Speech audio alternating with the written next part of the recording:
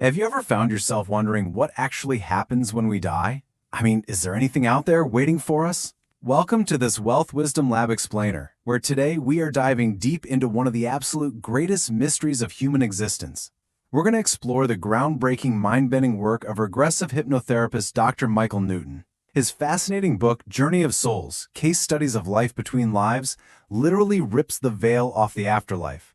It gives us this incredible, detailed window into the immortal soul and that mysterious spiritual journey we take between our earthly incarnations. We're going to unpack decades of his clinical research to map out exactly what happens to us after we leave our physical bodies. It's the ultimate question, right? Every single human being wrestles with it at some point. Are we just random biological accidents, or is there some grander spiritual wisdom at play behind the scenes? Is death truly the final curtain, or is it just the door to another adventure? Well, in his clinical practice, Dr. Newton practically stumbled upon a way to unlock memories not just of our past lives, but of the afterlife itself, the actual life between lives. Today we're going to follow that exact path. We'll trace the journey from the literal moment of death straight into the spiritual realm and then all the way back to reincarnation. Okay, let's dive right into this chronological roadmap. We'll start with the moment of death and departure, move through the amazing healing stages of arrival, meet our soul groups, figure out how we actually select our next life, and finally, look at the dramatic return to Earth. So, step 1, death and departure. What actually happens the exact moment the soul leaves the physical body?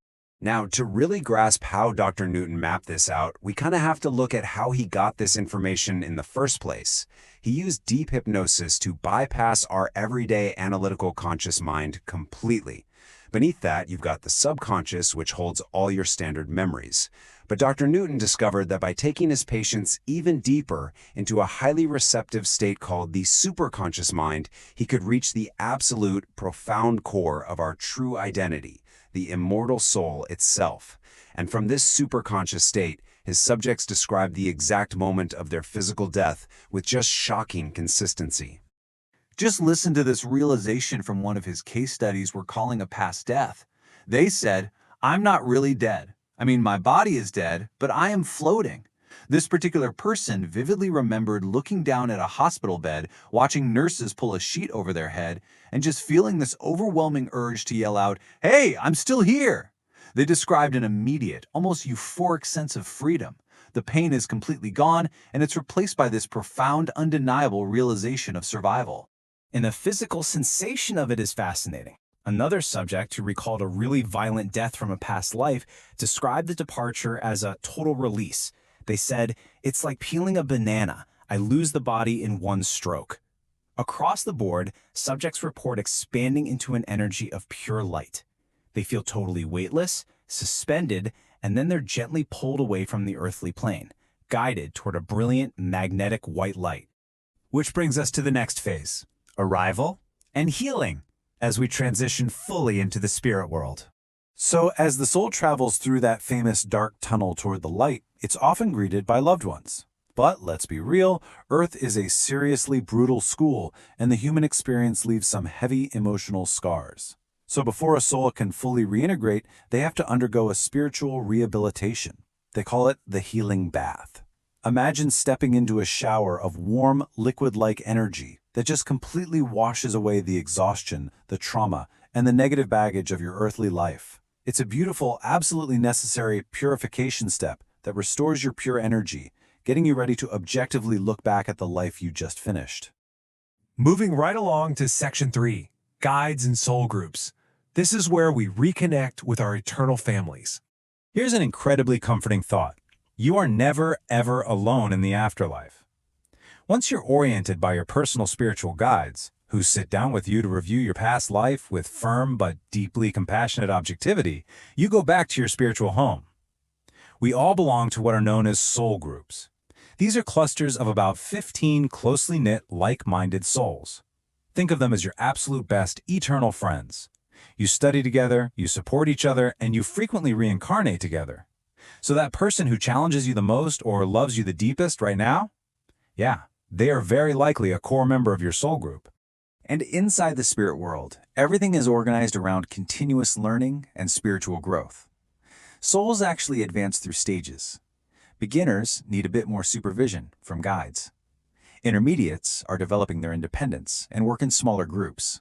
And advanced souls, they are highly evolved and often act as guides themselves. But keep in mind, this isn't some kind of social elitism or hierarchy. It's just a deeply supportive framework where every soul learns at its own pace, striving for that ultimate spiritual wisdom. All right, so you've rested, you've healed. Next comes the life selection process, plotting out your next earthly adventure. Eventually, that urge to continue our spiritual journey kicks back in. When it's time, souls enter this incredible cosmic viewing room known as the Ring of Destiny. It's a massive spherical area surrounded by moving screens. And here's the crazy part. Time here isn't linear. Souls can look at intersecting realities across the past, present, and future. It's almost like flipping through channels on a TV, checking out different environments and potential life paths, so they can meticulously select the exact scenario that's going to offer them the best possible lessons for their next round on Earth. Now, I know what you're thinking. Why on earth would a soul purposefully choose a difficult life full of struggle? Well, the reasons are actually profound. We might choose a really tough life to rapidly accelerate our spiritual growth, or to balance out the karma of our past actions. Say you caused some harm in a past life. You might actively choose to experience the other side of that coin to truly, deeply understand it. We pick our struggles to forge specific traits like radical empathy or patience, and to play vital, sometimes difficult roles in the learning journeys of our soul family. Which leads us to Section 5, choosing a new body and merging our spirit with human biology. So, once the time, the place, and the path are selected, the soul has to make a huge decision: the body. Merging pure spiritual energy with heavy human biology is a huge deal, and it really highlights the dual nature of who we are. On one side, you have the immortal soul's character, that pure, eternal identity. And on the other, you have the human brain's ego and biological temperament. The soul brings infinite awareness, but the human brain brings hardwired biological drives, fears, and instincts. And you know what? This pairing is entirely deliberate. It's not random at all. A quiet, peaceful soul might specifically choose a body with a really aggressive, temperamental human brain. Why? Because managing and overcoming that internal friction is the exact workout the soul needs for its evolution. Earth is literally a resistance training gym for the soul. So the personality you're rocking right now, it's a carefully, purposefully constructed partnership between your eternal soul and your human biology. Okay, we're in the home stretch. Section 6, the return to Earth and those final preparations for rebirth. Before you can leave the peace of the spirit world, there's a logistical problem. Since we are born with complete amnesia about our spiritual origins, how do we ever find the people we're supposed to find? Well, souls attend a preparation class to figure this out. They agree on specific signals or cues. It could be a certain look in someone's eyes, a weirdly familiar tone of voice, or just a fleeting gut sensation. These are embedded triggers meant to jog our subconscious so we recognize our soulmates and important companions when we bump into them down here on Earth. And then the descent begins. The soul bids a fond farewell to its guides, travels rapidly back down that tunnel, and carefully connects with the mind of the unborn child. Finally, the amnesia block is locked firmly into place. Now, I know the amnesia part sounds frustrating, but it is absolutely necessary. Think about it. If we dropped into a test knowing all the answers, it wouldn't be much of a test, would it? The amnesia guarantees that our choices here are genuine, unscripted, and lead to true, hard-earned spiritual development.